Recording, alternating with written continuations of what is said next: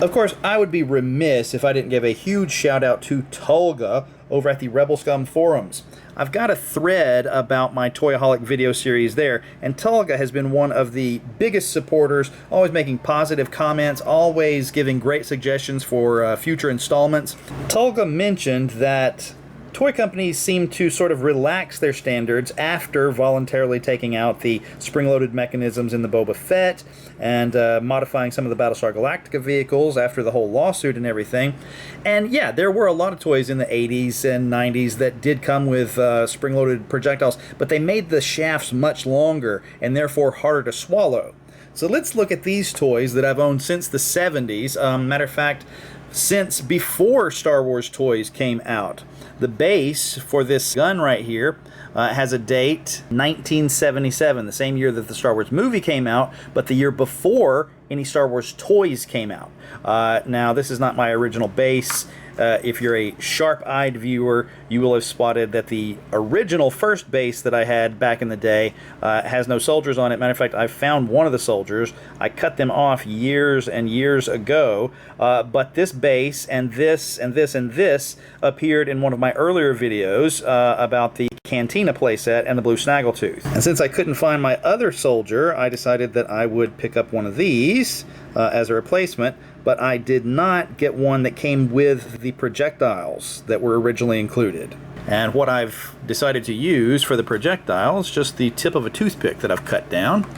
So you pull this thing back and you rotate it into a position, and then you load your cannon. And I've maybe got that a little too long because I don't remember the original plastic projectiles coming quite so far out the tip. But just to demonstrate, pretty good amount of power for something that small. Yeah, that's pretty dangerous. I think that would shoot an eye out. Ready, aim, fire! Ooh, got it right in the center of the lens. That's why I'm wearing eye protection. So, from little tiny things that you could swallow back in the 70s, something about that big right there, then they started making projectiles longer and longer, and culminates around 2010. I've actually got two of these, which I have never taken off the card, but this was a Hasbro mail-away offer, Hasbro being the successor to Kenner, who bought them later on and produced the Power of the Force 2 line and forward. So this is their rocket-firing Boba Fett. Now, this is a box that was inside of a box. And inside, we have this lovely carded version of a new sculpt of Boba Fett. This is not the vintage Kenner toy, which is probably why I left this on the card and never opened it. But it comes with a really long projectile that will fit into the backpack and fire, and the other projectile is made so that it cannot fire. But, I mean, the removable missile that doesn't fire, it's still like yay big. I mean, you could still swallow it, right? So most guns that come with Star Wars figures are swallowable. So I guess it must have something to do with that spring-loaded in combination with the size of the projectile. I don't know.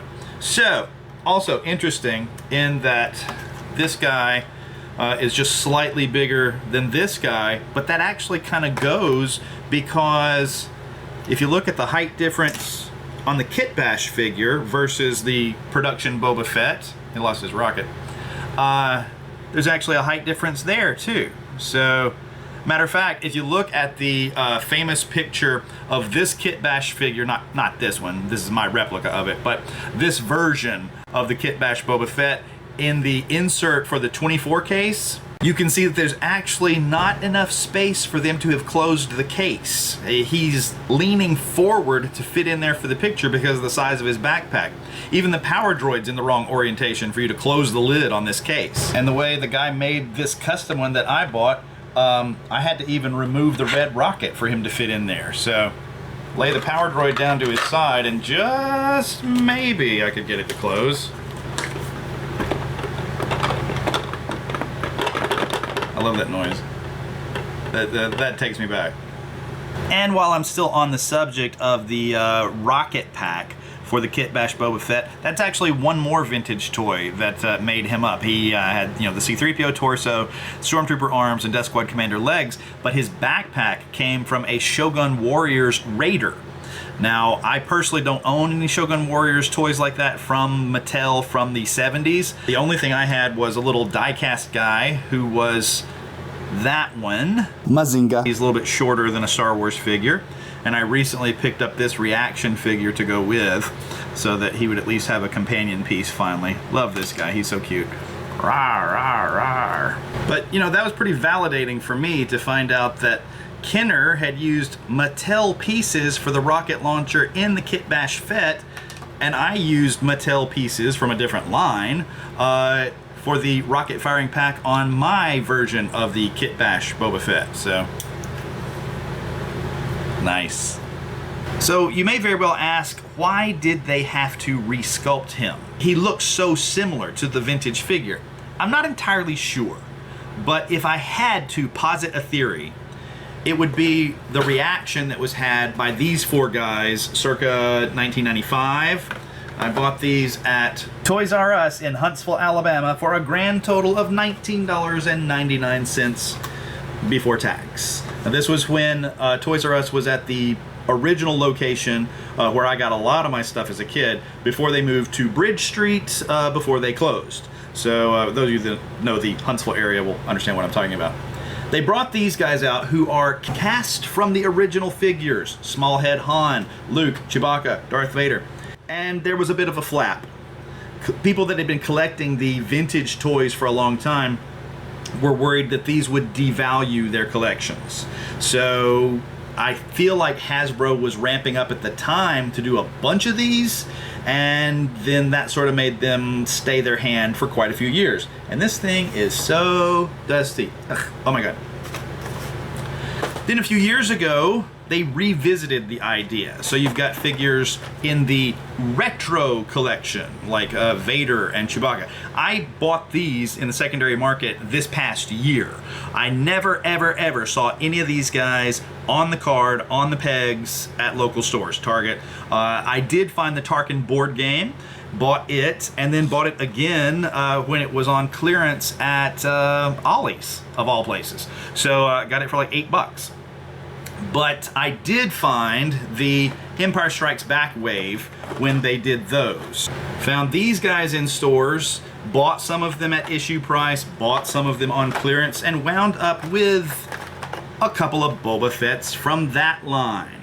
So clearly I don't have a problem with retro figures, or I don't have a problem with repro figures. What's the distinction? Retro, the original company is bringing these back out. Repro would be, reproduction, would be when an individual or a small company makes molds without permission and reproduces these figures. It could also fall under the umbrella term of bootlegs, I guess. Do I have a problem with those? No, actually I don't. I don't have a problem with retros. I like them. Even when they do weird funky things with them, like this. Or this. But reproductions that people have done, like these guys, I know why collectors have a problem with these. I understand it. But it also goes back to two things. The more recent was my correspondence with David West Reynolds. We corresponded for many years, and his philosophy was that recasting was okay if you were, say, making a custom figure and you needed 8 of something and you only managed to source 1 original, that it was actually better to make a mold of that guy and make 8 reproductions of the one vintage one that you found than it was to find 8 vintage items and destroy them for your custom. So that had a certain weight in my mind. There was a certain validity to that. I mean, I know that I had the parts lying on hand to make this guy, but if somebody really wanted to make one, they might destroy 3 vintage figures and a vintage Shogun Warriors figure to make that character, versus buy those figures, make molds of them, The original vintage items are still in existence, they're still fine, and then from the recast parts, you make your vintage style custom. So there's something to be said for the preservation of how many vintage items are still in existence. For customizers, I think that becomes like the gateway to saying, you know what, reproductions are okay. But even before my correspondence with David West Reynolds, as a kid in 1978, going into Regency Square Mall in Florence, Alabama, which is still there, and I would enter through the JCPenney entrance with my grandmother on a Saturday morning to go look at toys. The JCPenney always had this smell, and if I walk in there, it still smells the same. I mean, it takes me straight back to the 70s. But you go in JCPenney's, you go into the mall main area, and right there on the left would be originally Circus World and then later KB Toys. And so I would go into Circus World and they had this really funky carpet on the ground. I would love to find a picture online of what the carpet looked like at a Circus World. And among the Star Wars and other toys that I was looking for, I kept seeing this Kenner item called Crazy Clone. I never bought any Crazy Clone. I kind of wish I had, because my grandmother would have paid for it. But I definitely had the idea as a kid that if I had some Crazy Clone, I could make a mold of my Stormtrooper and make as many Stormtroopers as I wanted.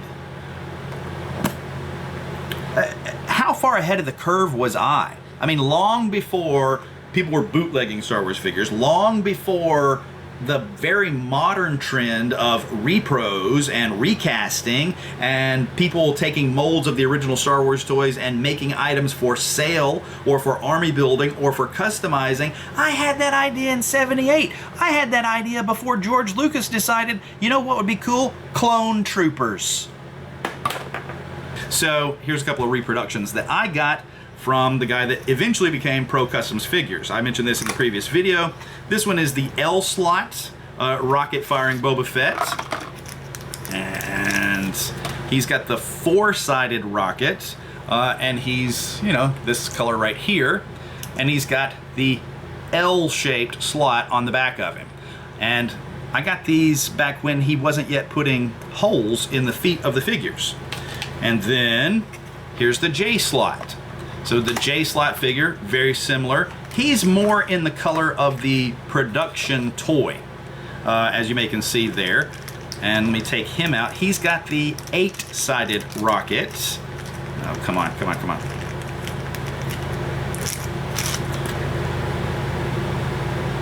And you can see the reason that his mechanism is called the J slot.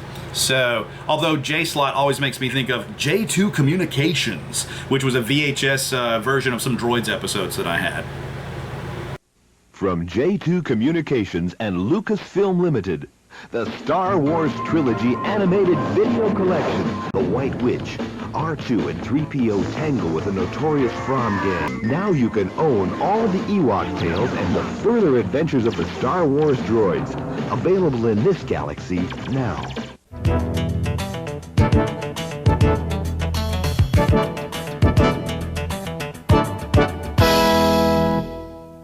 One issue that I wasn't particularly happy with was the neck being off-center on these compared to the actual Kenner figure where the helmet lined up directly over the neck, but these guys were kind of off-center. I don't know how well the camera's picking that up, but they're just sort of shifted slightly over. So let's see if that, along with the lack of peg holes in the feet also, let's see if that has been corrected in the latest offering from this particular seller in Singapore. It would be horrible if I just like stabbed myself as doing that, but my mother actually had a story about doing something similar. One, shaving her legs. She came up her leg and cut herself on the nose with a razor. The other one was my sister was in Girl Scouts, and so mom was the den mother and was showing the girls how to peel an apple. She was saying, always cut away from your heart when you're cutting an apple or a potato. Never cut towards your heart, because then you could cut yourself, as I've just done. And she turns to my sister Amber and she's like, Amber, would you bring the car around? We're going to go on a little field trip to the emergency room. And so she completely scarred these Girl Scouts for life. But anyway, so here we go with the unboxing of the painted J-slot rocket firing Fett. Let's compare him. He does have the peg holes in his feet.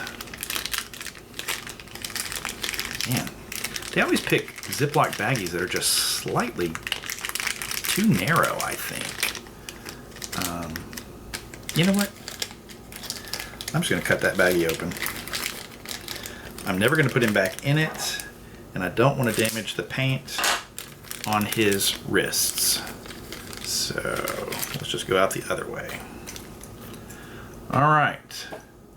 Head is much more centered now over the hole. Maybe a little bit to one side. And he is very accurate to a production figure, I would say. And I know Boba Fett had a lot of variances in possible paint schemes, but to my eyes, this is pretty close. Wow. Maybe not quite the sheen that this figure has, but that's probably from handling and the oils on your hands. So, wow. Okay, well here's the thing. On the back of the rocket, there's actually an area here on mine that's painted that isn't painted on this. But let's open it up and put the rocket in. Blaster looks really good too. See how well he holds the blaster in his hand. A lot of the Hasbro retros can't hold their weapons very well, especially those stormtroopers, the remnant stormtroopers. Just falls right out of their hand. That's staying in pretty good. And we're going to load this 8-sided rocket in there. Alright, so a production painted purple J-slot Boba Fett that actually... I don't want to do this on camera and it fly across the room because I don't have my glasses on. I'm just going to give it a little bump here. Actually fires a rocket.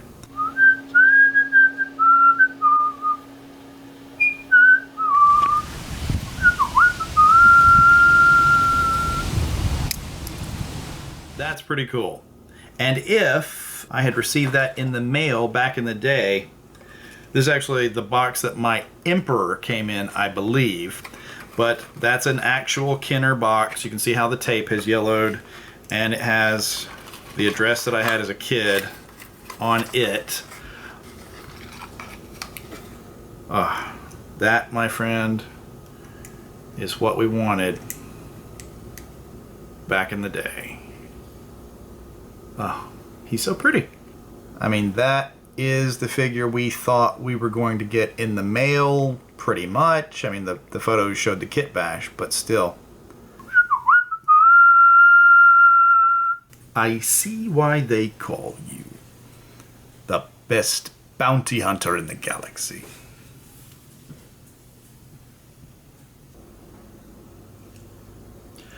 Oh, wow. I didn't notice that. Check this out. I just spotted this. On the J-slot and the actual Kenner figure, the seam goes across his T-visor and back around, right? And let's check the blue one. Same. See that vertical seam on all those heads? But this guy, the new one, the seam is going this way around the head. Well, that's a subtle way to make sure that we know that this figure is not one of those. Very cool. I always thought that seam coming down the center of the Kenner figure was a bit of a compromise.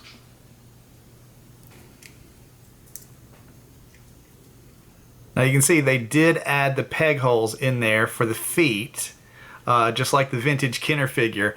And it says on the bottom of the foot, PCF, which stands for Pro Custom Figures, which is their... Oh my God, I shut my eye out.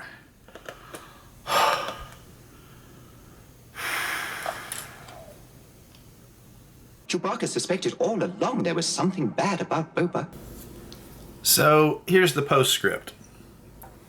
I went on the Pro Custom Figures website and I saw that their graphic advertising this particular figure did have the paint across the top of the backpack, just like on a production Kenner Boba Fett. So I messaged them via their Facebook page and got the response that they would replace it if I mail it back to them. Luckily, instead of me having to ship it to Singapore, which is where this one came from, I only have to ship it to Portland, Oregon.